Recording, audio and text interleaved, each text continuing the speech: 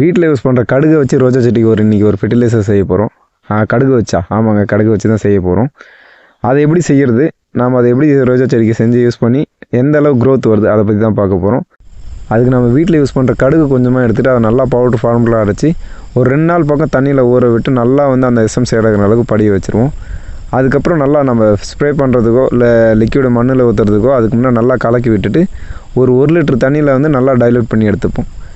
எடுத்துக்கிட்டு பார்த்திங்கன்னா ஒரு காலையில் ஒரு 8 மணிக்குள்ளே பார்த்திங்கன்னா இருக்கிற எல்லா செடிக்குமே நம்ம ஊற்றி விட்டு ஒரு மாதம் கழித்து பார்த்திங்கன்னா செடியோட க்ரோத், அதாவது இது வரைக்கும் வாங்கிட்டு வச்சதுலேருந்து பூவே வராத செடியில் கூட நல்லா பூ வர ஆரம்பிக்கும். இது ரோஜா செடிக்கு மட்டும் இல்லை, நீங்கள் எந்த செடி ஒரு பூச்செடி வச்சுருந்தாலுமே நல்ல ஒரு க்ரோத் வர ஆரம்பிக்கும். இந்த டிப்ஸு பிடிச்சிருந்தா சேனலை மறக்காமல் சப்ஸ்கிரைப் பண்ணிவிட்டு வீடியோக்கு ஒரு லைக் பண்ணுறேங்க. நீங்கள் கண்டிப்பாக ட்ரை பண்ணி பார்த்துட்டு கீழே ரிசல்ட் எப்படின்னு கீழே கமெண்ட் பண்ணுங்கள்.